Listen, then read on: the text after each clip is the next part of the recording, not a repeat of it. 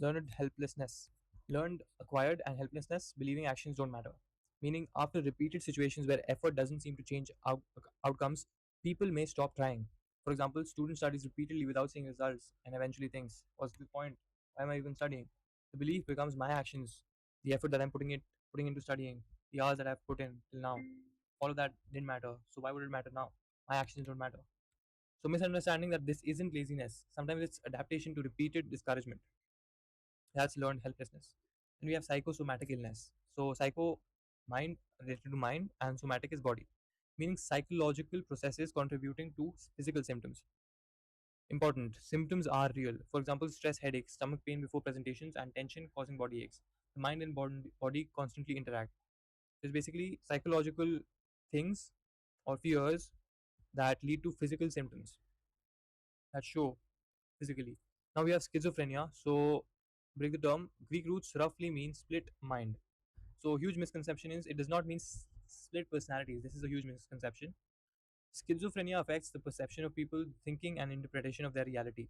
Possible experiences include difficulty distinguishing internal experiences from external reality, disorganized thought, reduced emotional expression. Not everyone experiences the same symptoms in schizophrenia. Movies often portray it inaccurately. Then we have self efficacy. Break the term self and efficacy is ability to produce results, meaning your belief that you can handle a task, not confidence in general, specific confidence. For example, I can learn coding. Higher self-efficacy often increases persistence, built through small wins, practice, and observing others. Then we have transference. So transfer is to move feelings, meaning you unconsciously transfer emotions from one relationship to another. For example, teacher reminds you of a strict parent, then you feel nervous around them.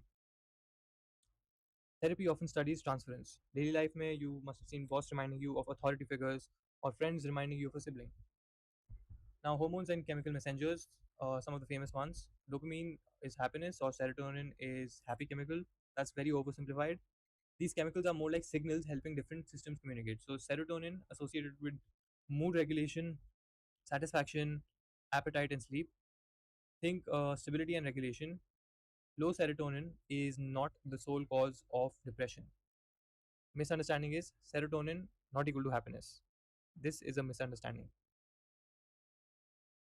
This is a misunderstanding that serotonin is equal to happiness. Yeah, serotonin is equal to happiness is a misunderstanding. Sorry about that. Dopamine associated with motivation, reward prediction, wanting, learning. Think not pleasure, more of that might be worth pursuing. For example, checking notifications. Anticipation often activates dopamine more than the reward itself. Then we have adrenaline that is released by the epinephrine gland. Purpose prepare body for action. The fight or flight hormone. Effects faster heartbeat, alertness, and increased blood flow. Useful during sports, emergencies, presentations. Too much chronically leads to stress, exhaustion. Then we have noradrenaline, that is norepinephrine. So think of it as this: attention plus alertness plus focus. It helps in concentration and reacting quickly.